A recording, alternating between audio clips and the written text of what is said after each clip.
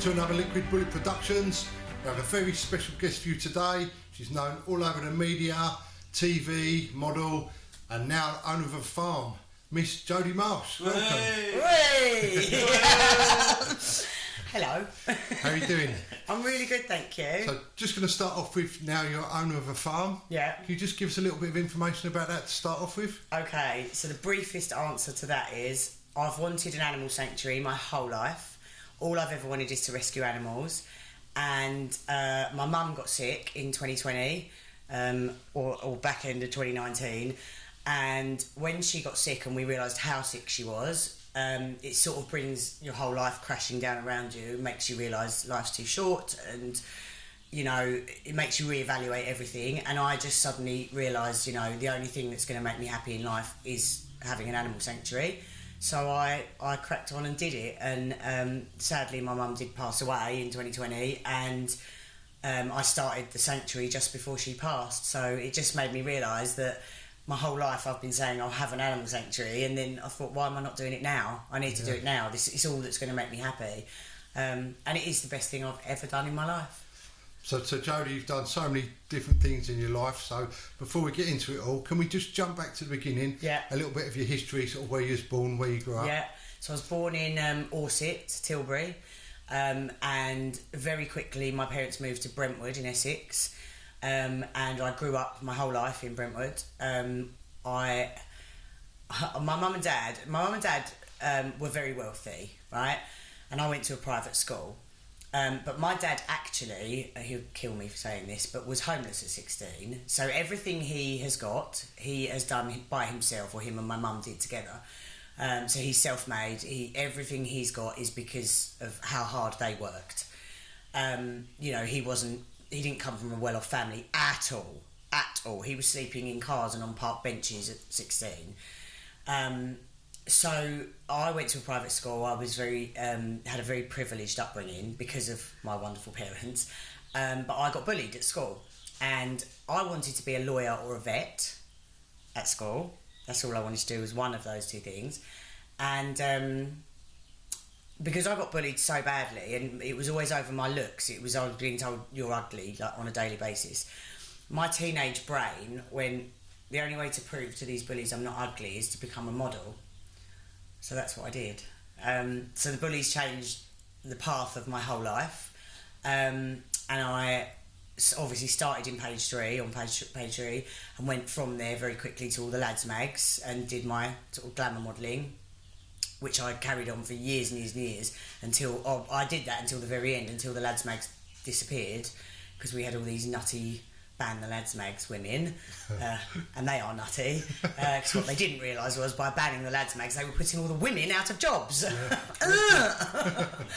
Because, you know, not just the girls who were the models who loved that job, but also the hairstylist, the makeup artist, the fashion stylist, the art director. You know, whole knock on 90% of the people on my zoo shoots were women, and they've put us all out of jobs by banning the lads' mags. So anyway, obviously getting recognition through modelling led me to telly. Well, I was already doing a bit of telly, but more telly. Done loads and loads of telly. And obviously, I mean, my history is enormous. You know, things I've done, from bodybuilding to making documentaries to, you know, anti-bullying work to just all sorts. I have done everything. You name it, I've done it.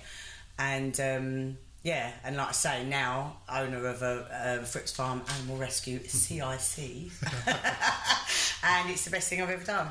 I remember it's a big story across all magazines and papers with the outfit you wore to some event with the belts. Yeah, the belts. That was quite They're known as the belts. The belts. Yeah. Was that an idea you just come up with yourself? Yeah, it was. Well, actually, I'd done a photo shoot that day for, I think it was the Sun newspaper.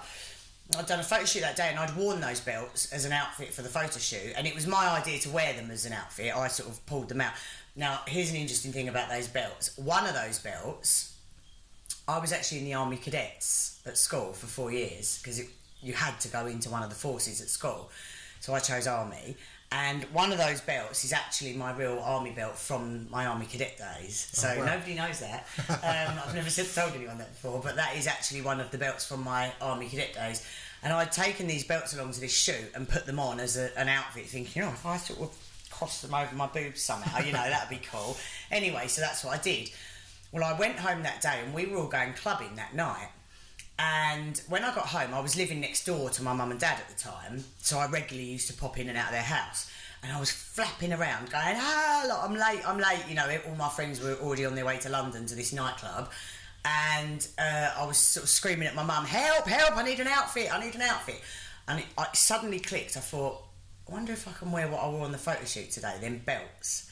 So I quickly put it on and called my mum over and said, Mum, what do you think? Is that an outfit? Can I get away with that for an outfit for a nightclub? And she went, hell yeah! And she went, you look wicked. And I went, really? She went, yeah, go. And she literally threw me in the car and off I went. Did not know the storm it was going to cause.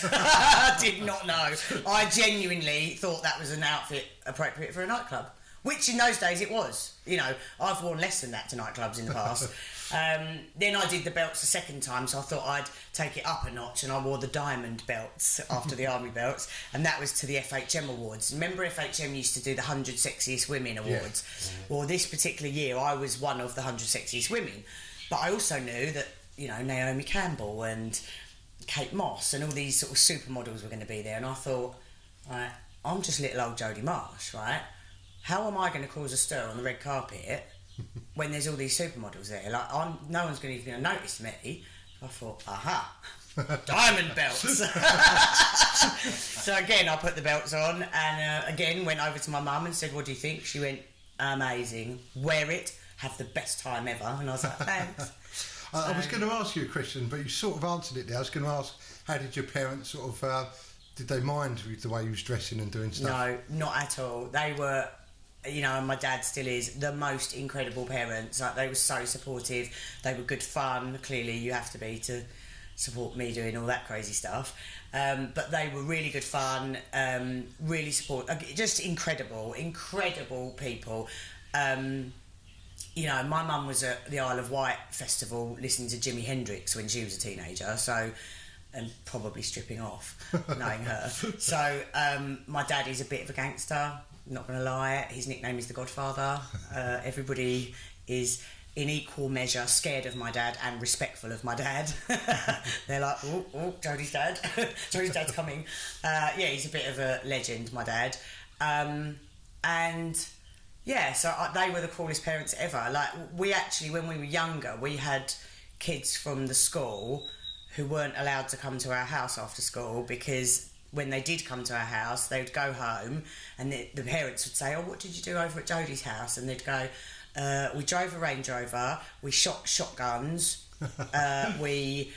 Jodie's dad pulled us in a sledge tied to the back of the Range Rover, we rode motorbikes, we did this, and they'd go... Sounds like the perfect day for kids. Yeah, and they'd go, what? And they'd go, what, real guns? And they'd go, yeah. And they'd go, you're not going there again.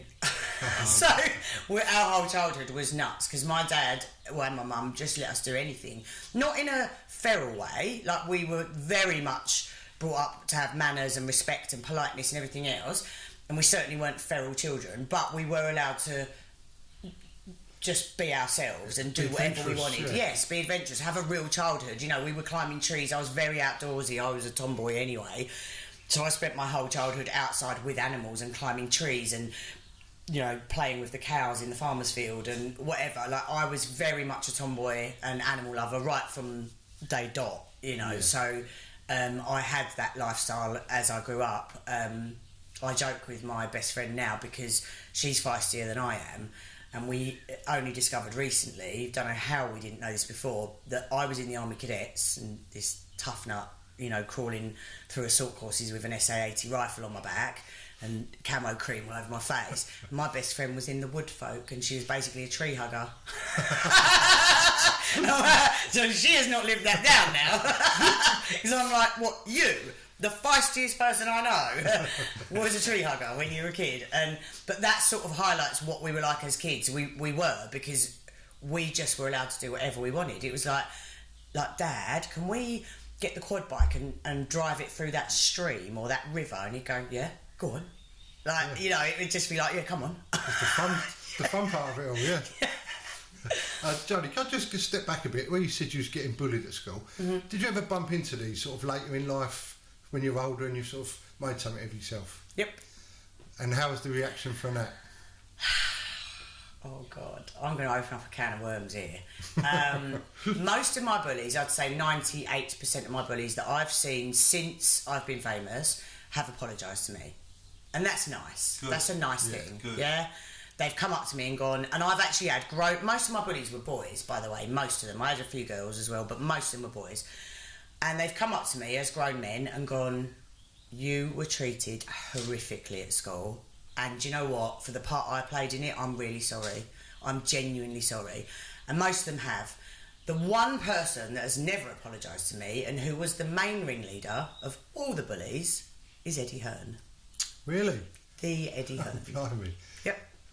And he's never apologised, ever. And I've seen him since. I've been in the same place as him. I've stood within feet of him. And he's still, actually the last time I saw him, I remember it now because it was in New Bar in Loughton. And I was with a big crowd of my mates who were all white knuckle boxers, like white collar boxers, whatever it's called. You know, the sort of amateur type. Yeah, like illegal boxing. Yeah, that thing. Unlicensed. That's it.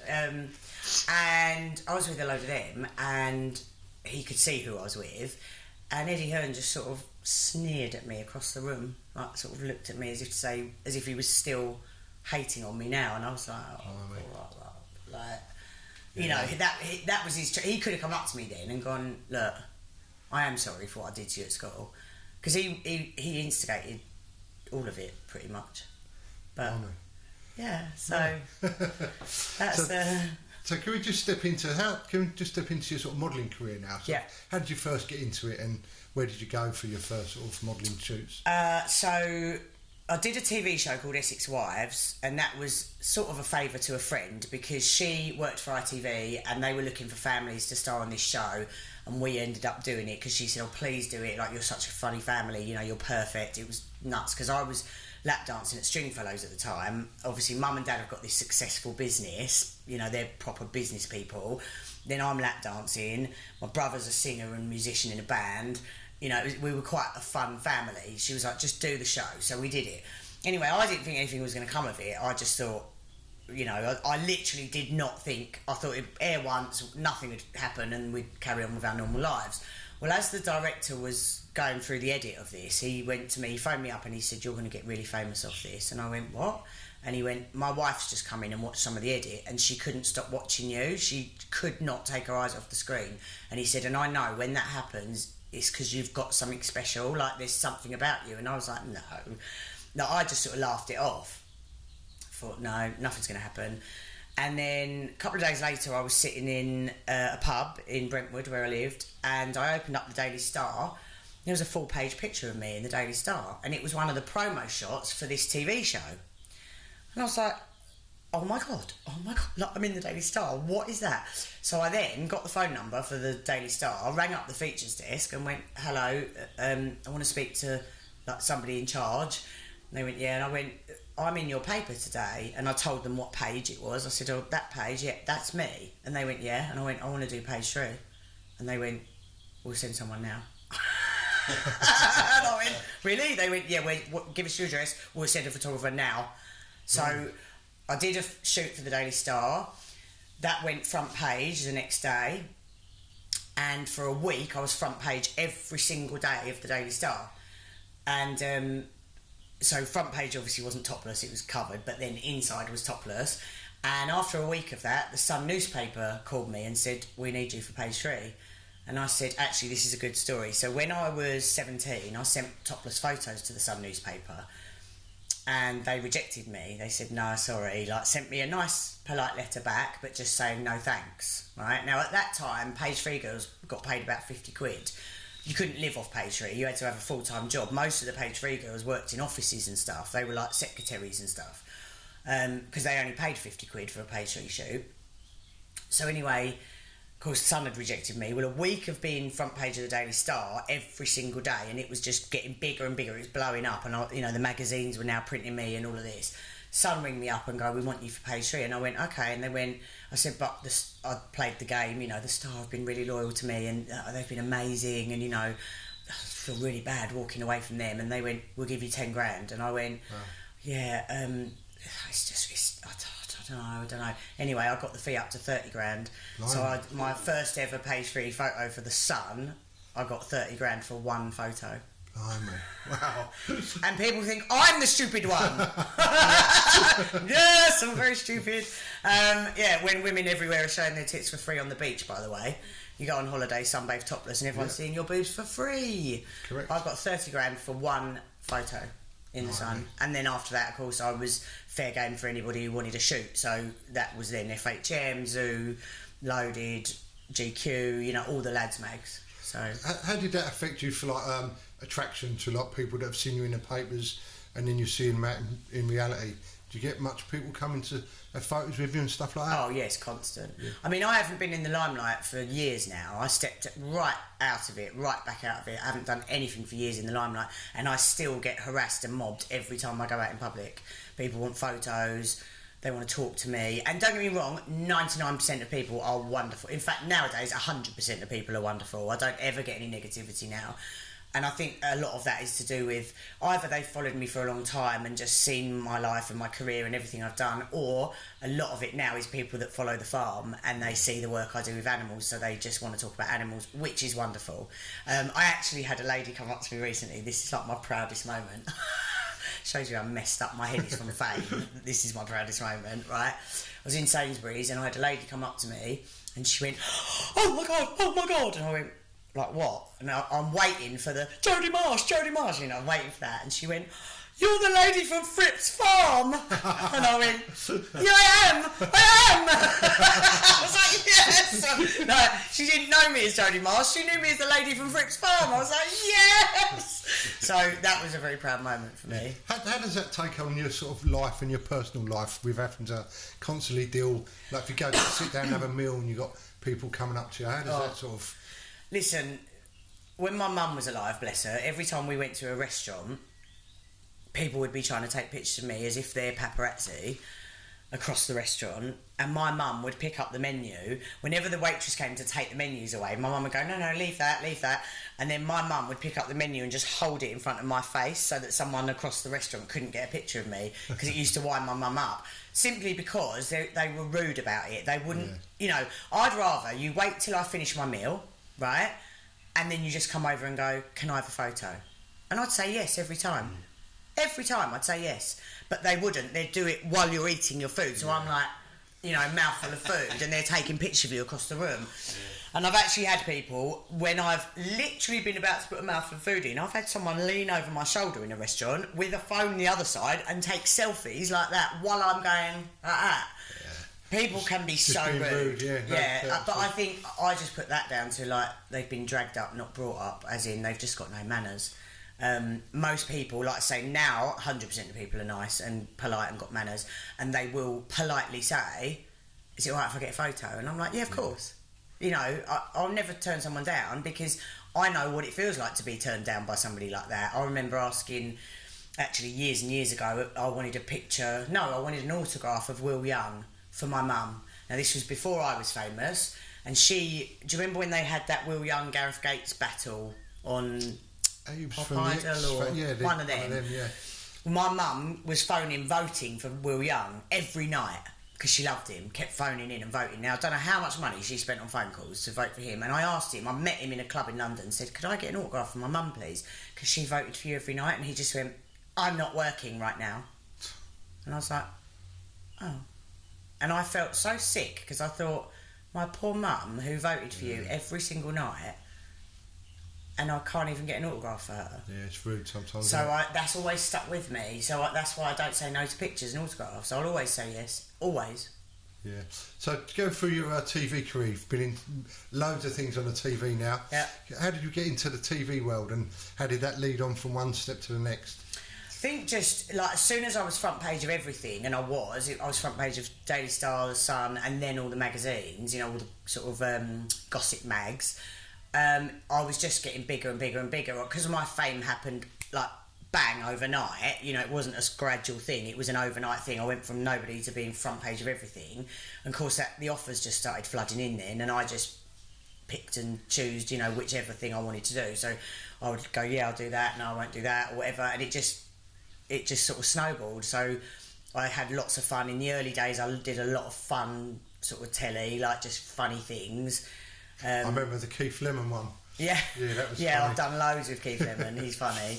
And but then, yeah, as more recent years, I then turned to sort of the more serious, like investigative documentaries, which I loved. Of all my telly work, I think they're the things I'm most proud of, because we just covered some amazing topics and met some incredible people. You know, I met female murderers in prison in America. I met mail order brides, like literally Ukrainian women who have sold themselves to English men to just escape the Ukraine. You know, I've met some just incredible people, and actually made lots of friends along the way. You know, stayed friends with a lot of the people from those shows, and not just contributors, people I interviewed, but also all the crew. You know, the producers and directors and cameramen and stuff like that. We were like one big family. It was incredible. So I loved making the documentaries. Yeah. How did you find the reality TV? It was like the Big Brother stuff, and I hated Big Brother. I mean, they were all see you next Tuesdays. All of them. I hated Big Brother. Hated every second of it. Couldn't get out of there quick enough. I actually was voted out first, and I sat in the diary room every single day crying and begging the public to vote me out first. And they did, thank God. Because I couldn't have lasted another day in there. Is that like you see on TV? Is it It's totally vile. 24 hour? Yeah, it's vile. I hated it. I hated every minute of it. Can't tell you. I felt like I was suffocating in there. Right. Just hated it. And see, the thing is with reality telly, it's all fake, like, as well. It's so fake. So when you're watching something and you think it's real, it's so not. It's all set up. And even all the, like, drama and arguments and everything, so much of it is set up. Now, not with Big Brother. I mean, like, the arguments you saw in there with me and Pete Burns or Barrymore or whoever, they were real, right? They were real arguments. And to this day, I hate Michael Barrymore with a passion. And I still want to know what happened in his swimming pool. I think a lot of people I really want to know what happened, because I feel so sorry for the Lubbock family. I really do. And I think it's disgusting that they've never had answers, right? Funny enough, you'd have loved it, actually, if you feel the same, because there was a famous line in Big Brother. I can't remember now if it aired or not. I think it did, because I've actually seen it, so it must have aired. When we had a row, me and him had a row over the food. So I'm a vegetarian, I'm a vegan now, but I was a vegetarian at the time. And when we did our weekly shop, we got given obviously a set amount of food, set budget, and we'd bought like 3 vegetarian things and then 20 whole chickens for the meat eaters. Michael Barrymore ate the vegetarian food, even though he's a meat eater. So they nominated me, the other veggies nominated me to go and have it out with him. So I went to him and just went, look, Michael, really politely, you know, you've eaten the vegetarian food, it's not really fair, because obviously there's nothing left for us now, and you've got all this chicken and blah, blah, blah. And he went, I started kicking off, started screaming at me, because obviously he was mental in that house, mental full stop, and he started screaming at me, and at the end of this rant, he went, well, I've got a problem with vegetarians. And I went, I said, I've got a problem with people dying in swimming pools. and that ended that. I won't go into it too much, but it was strange, really. It was only like meant to be 6 of them in the house, so one of them must have known what. Come on. Something must have known. No, there is no way on God's earth that someone doesn't know what happened that night. Yeah. Right? And the Lubbock family deserve to know, as far as I'm concerned. It is outrageous.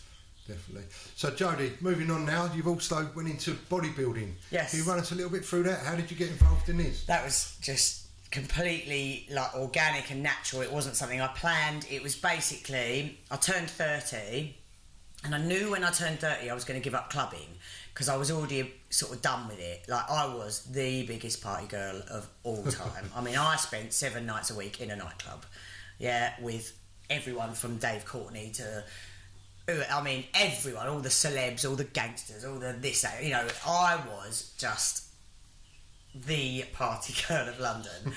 And I was starting to get bored of it. In my late 20s, I was like, I think I'm nearly done with this, you know. I out-partied myself, I did. So I knew so when... that same hangover from one week to the next. Well, I think I was drunk so much I never had a hangover, because I was just permanently drunk. I didn't know what day of the week it was, and just spent my whole life in nightclubs. And anyway, so because I knew I was going to be done with it soon, I thought I'm going to have one last big blowout on my 30th, which I did, and then I'm going to get myself straight. So I joined a gym, got really super fit, and in joining the gym and giving up partying, I started to really care about my body and what I was putting in my body, what I was, how I looked on the outside, you know, my body shape, the muscle definition and all that. And in doing that, I became friends with a load of bodybuilders just because I was in the gym every day. So they all became my new circle of friends rather than my clubbing friends. And so one thing led to another. And then one of the girls in the group was a bodybuilder, and she used to compete. And when I saw her get in competition shape and she put her bikini on, I was just blown away. I was like, you look incredible. Oh my God, like, you look amazing. And then that was what made me want to do it. So I'd said to everyone, I'm going to get in that shape. I'm going to get in that shape. I want to be in that shape. She looks amazing. And then it suddenly dawned on me. I thought, hang on, if I'm going to do this, this needs to be filmed. This needs to be a documentary because it's me, it's Jodie Marsh. This needs to be on telly. So I went to Discovery Channel and I walked in their office and spoke to the commissioners there, and I told them what I was going to do, and I said, I'm going to do it whether you film it or not. I said, this is happening. I'm going to compete in bodybuilding whether you film it or not. I said, if you don't film it, you're missing a trick. You are going to miss a massive opportunity if you don't film it. And she sort of looked at me, the top commissioner there, amazing woman called Sarah Thornton, and she looked at me and she went, but you're in really good shape now, so what's the transformation? She went, I don't get it. You know, you're in really good shape. And I went, no. I said, come to the toilet with me. So I took her in the toilet, I stripped off, and I went, now feel my arse. She went, what? I went, feel my arse. And she grabbed my arse. I went, go on, grab it properly, grab it. So she grabbed it. I went, that's flab, isn't it? She went, yeah. I went, I'm skinny, but I'm flabby. I'm not rock solid all over. Like, I'm thin fat. Like, you know, I haven't got any muscle definition. I went, but I will do. I went, because I'm going to look like that, and showed her a picture on my phone of this bodybuilder on stage. And she went, oh. She went, yeah, I get it. Yeah, okay, I'll commission it. Right. And that was that. So she commissioned it that day. I walked out, and then we started, and the first time I competed, I had 8 weeks to get in that shape, which is, most people would tell you, is actually nearly impossible. I had people saying to me, it can't be done. You won't get in that shape in 8 weeks. It can't be done. Scientifically, it can't be done. And I was like, watch me. I just thought, I'll do it. If it kills me, I will do it. So did you have to change your whole food diet for that? Everything. Yeah. I mean, I lived the life for a good few years after that, because everything became about what food I ate, how much training I did. For that first comp, I was in the gym 9 hours a day. Blimey. So it was hard going.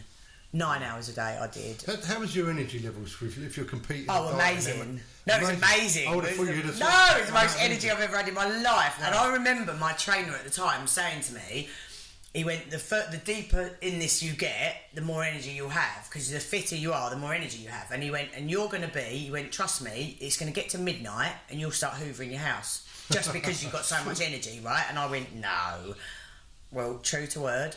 Couple of weeks later, midnight, I'm hoovering the house going, what else can I do? What else can I do? Like cleaning the walls. And because I had so much energy, it was just another level of energy and happiness, and like, I don't know, I just felt incredible. I felt incredible. I loved it. How was the pressure for you on that? Obviously knowing that you're competing, it's going to be filmed to like win it or...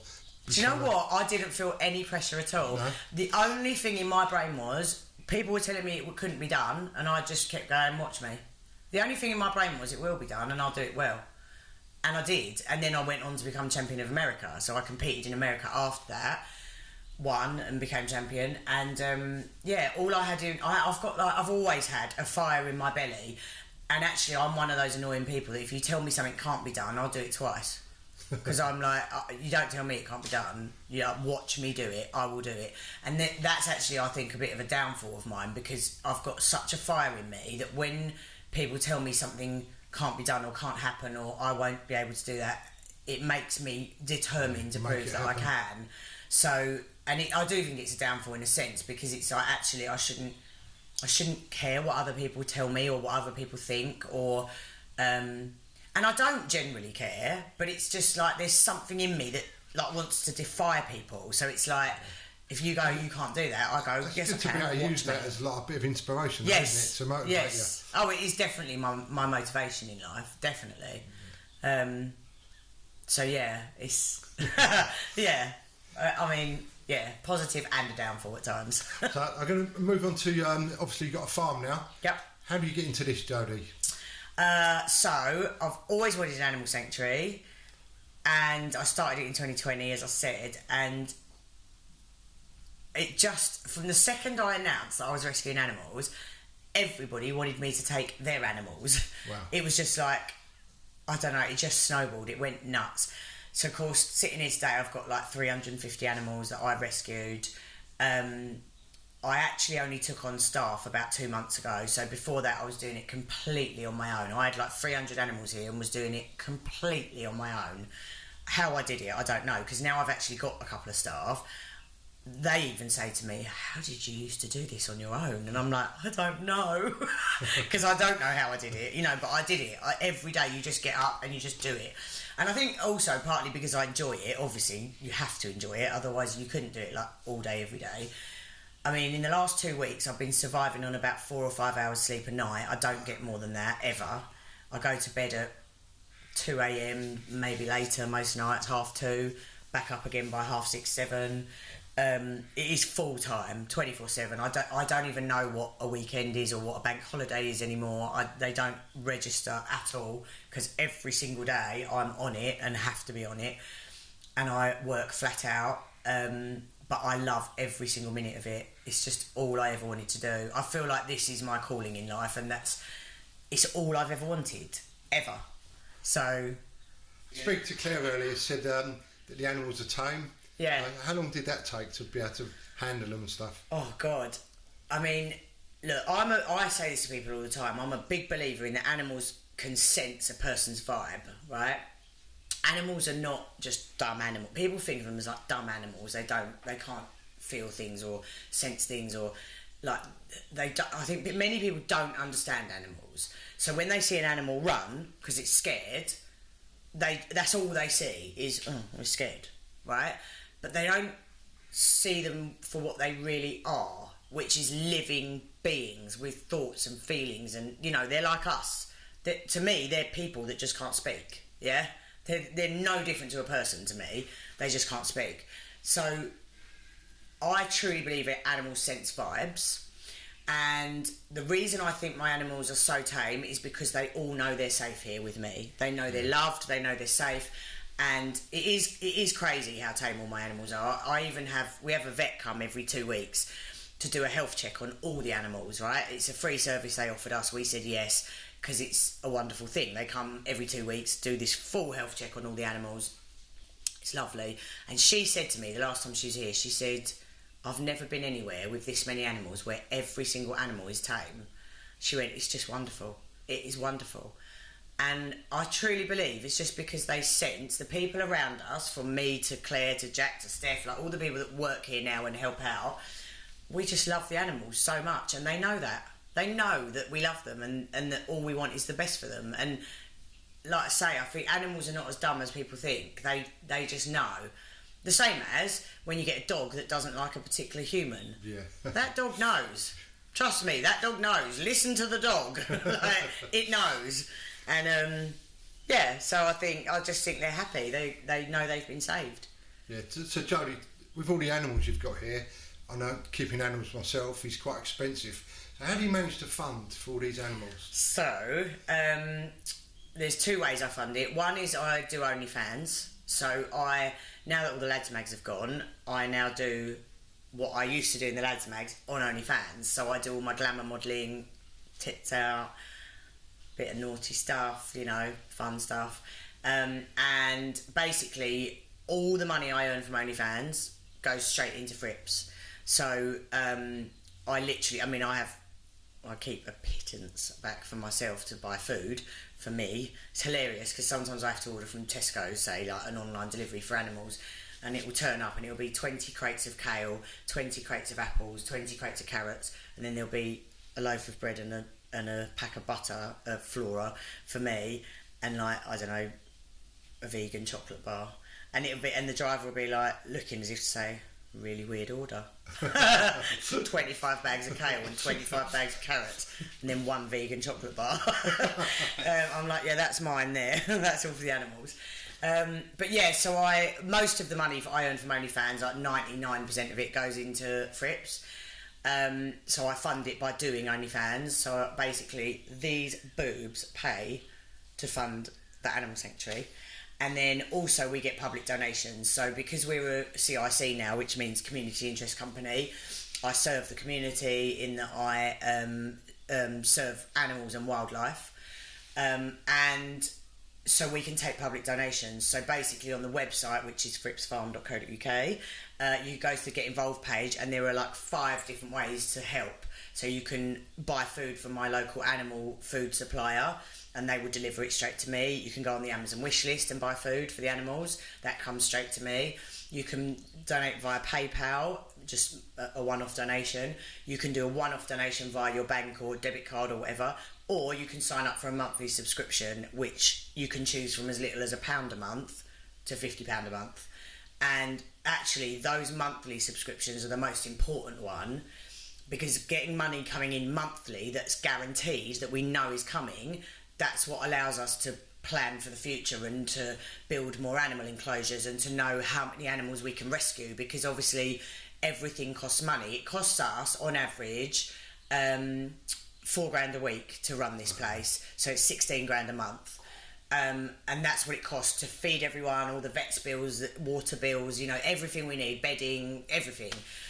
So knowing we've got to get 16 grand a month in every month, obviously some of that comes from my OnlyFans and some comes from the public, which we are so grateful for. It's ridiculous, but the monthly subscriptions are what are so important to us, because that allows us to see what have we got guaranteed every month coming in, because our aim is to get that to, like, you know, I mean 50 grand a month would be incredible, but even if we could get it to 20 grand a month, that then covers our bills, which are 16 grand a month, and leaves us a spare 4 grand a month to, like, either rescue more animals from slaughter. Like the other day I bought 4 lambs to save them from being slaughtered. They were due to go to slaughter next week and I bought them off the farmer to save their lives. But that 4 grand would leave us a bit of money to play with for stuff like that. Do you know what I mean? But I mean, the ideal scenario is we get that monthly up to 50 grand a month, and then, you know, you can imagine we not only pay our bills, but we have got, I don't know if you can hear that, but there are lambs barring outside the door.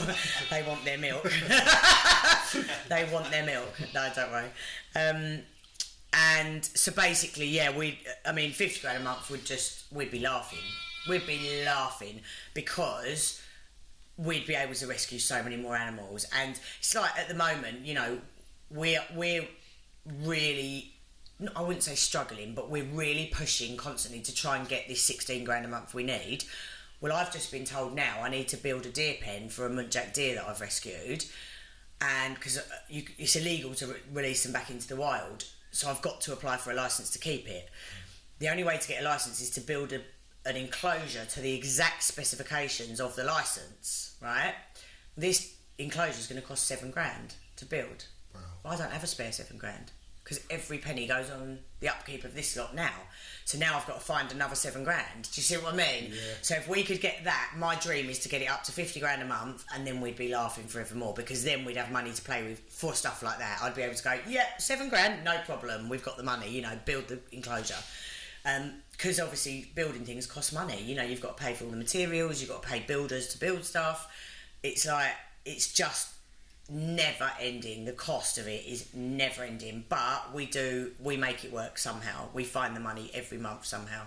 Yeah, that doesn't sound a lot as well. You said, like, you can subscribe for the minimum of £1, but if everyone done that, oh my God, each, it'd be I know. massive. This is what I say, right? Fripps Farm alone has got 80-something thousand followers. That'd be 80 grand a month if everyone just gave £1. And everyone can afford a pound, no matter how far down you are. And in total, I've got 2.5 million followers across my social media. I mean, imagine. Come on, followers. I know. Put your hands out your pocket. Come on. It's £1. Like, if every follower just subscribed for £1 a month, we would be laughing.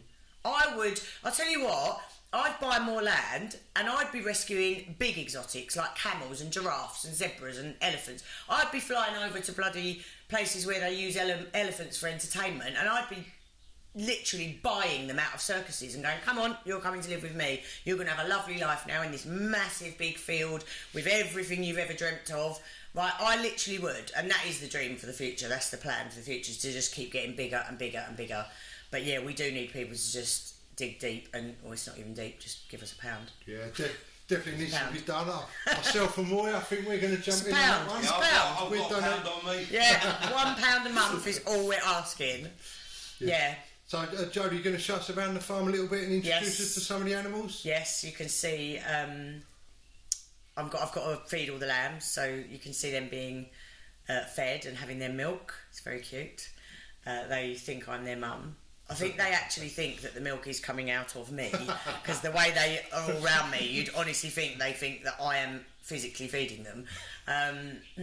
Not that I wouldn't try that, by the way, because if there were any milk in these, I would actually try and feed an animal with it. Yes, I am that person. Yeah, I can show you all the animals on the farm. I mean, some of the animals are not here because we're in the process of moving house. Yeah. And we're moving to a place with a lot more land. So some of the animals are already over at the new land. The llamas and the pigs have already been moved over, and all my horses and donkeys are spread out on different fields around the area because there's not enough room for them here. So I've got them in different fields all over at the moment. But as soon as we're in the new place, they'll all be coming over together to the new place. So I haven't got all my animals here, but everything that's here you can meet. I would advise you to stay well away from the emus because they can get quite vicious. Anyone that follows me on Fripps will have seen the injuries I've sustained from the emus, which is a regular thing, that they kick me and try to kill me, but they're funny.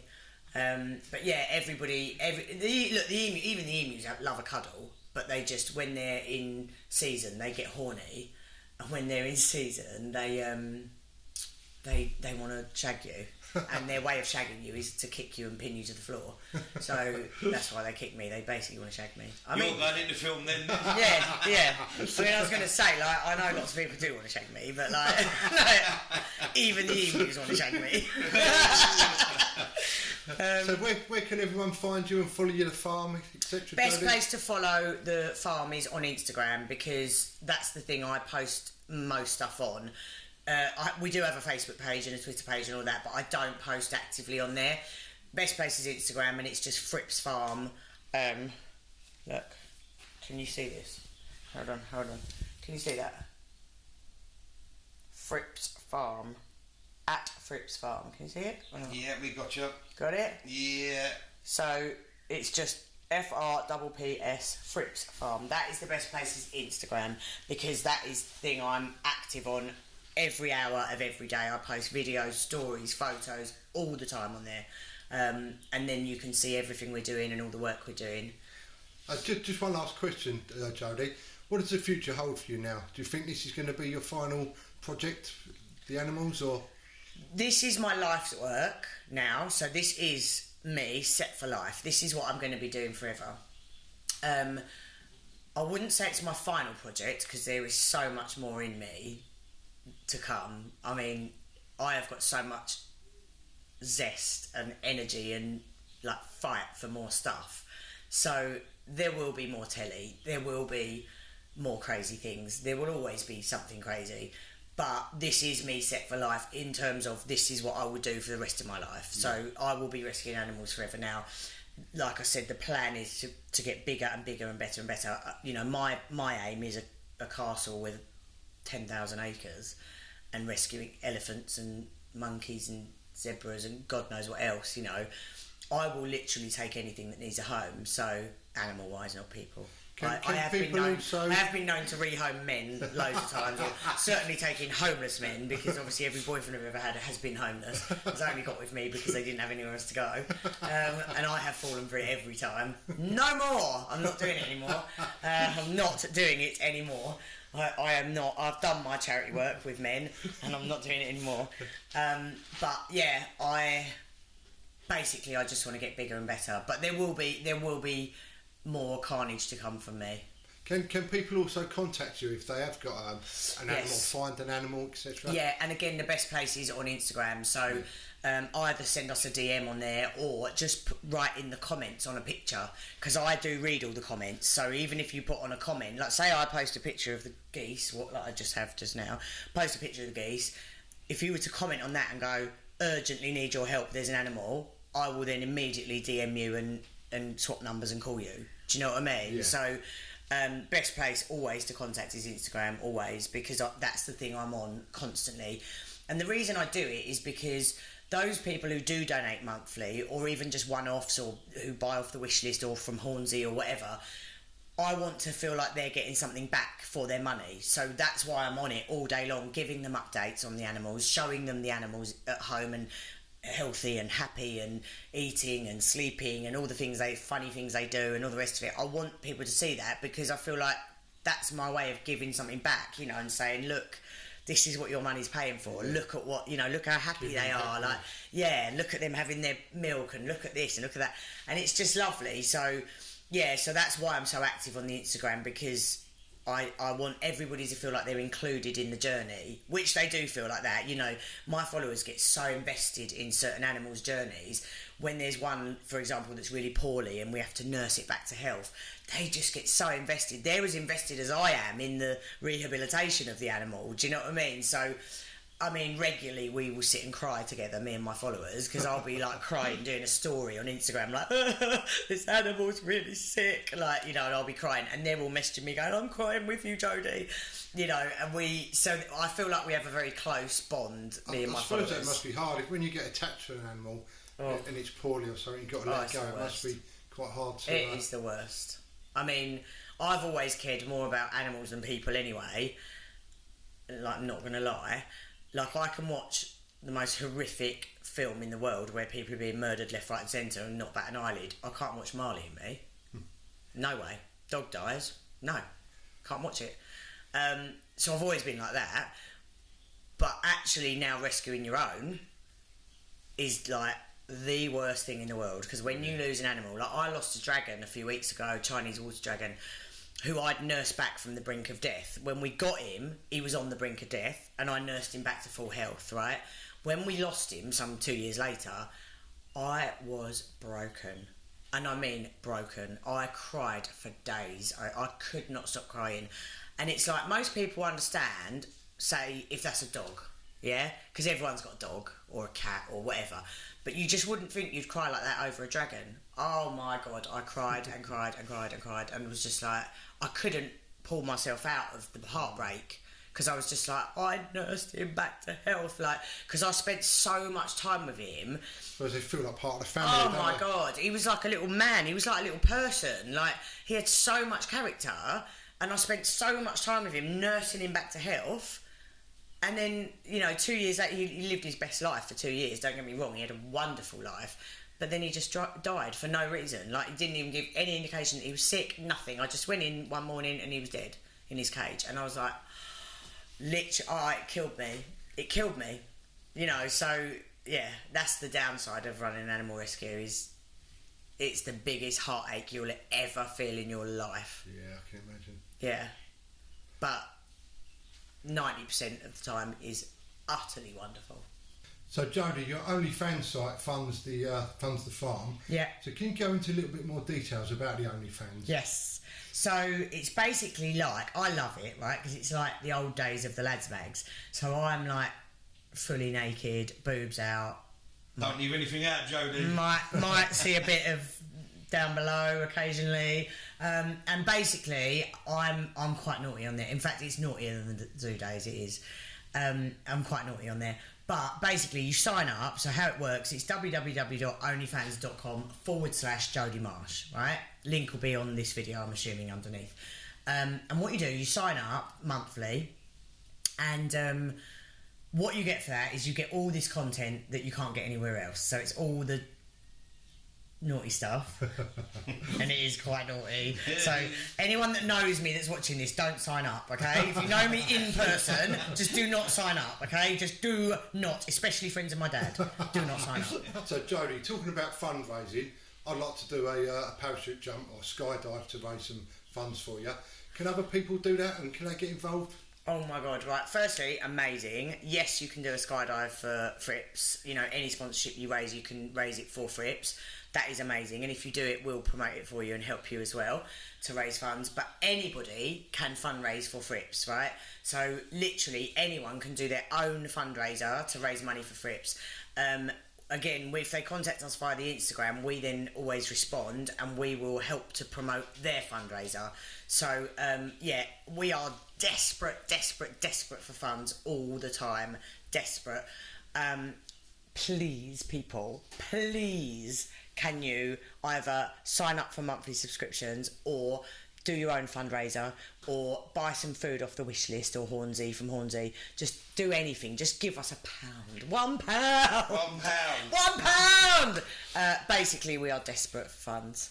We can't do this without funding, so we do rely on the public to help us. We'll push that for you, Jodie, don't worry. Thank you. Okay, Jodie, if it's alright with you, we have a look around the farm and introduce us to some of the animals. Yes. Okay, lovely, thank you.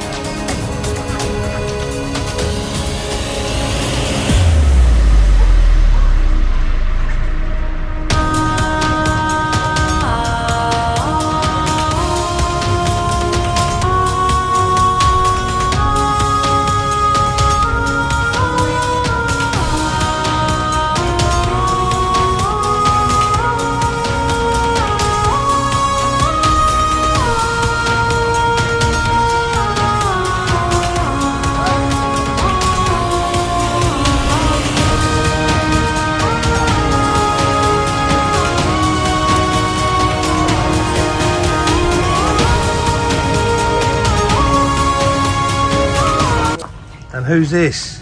This is a little baby muntjac who fell in somebody's swimming pool, got fished out, and now it's illegal to release them back into the wild, so has to stay with me. We don't know if it's a boy or a girl yet, but basically I'm gonna have to stay with me for life. Stay here. So, this is Maud. And don't be scared of the camera. Don't be scared of the camera. There, just say hello. You're alright. Just say hello. That's Maud. So yeah, this little one is going to cost me £7 just to build the enclosure to keep him or her, because otherwise it will be put to sleep. So that's how desperate we are for donations. Is we don't even have £7 to build the enclosure. All the money at the moment is costing us £16 a month, and that is all just to go on what the animals need. That's not including enclosures. So with materials and actual building stuff to build it, and the labourers' costs, that's going to cost us that much. So we are desperate for donations.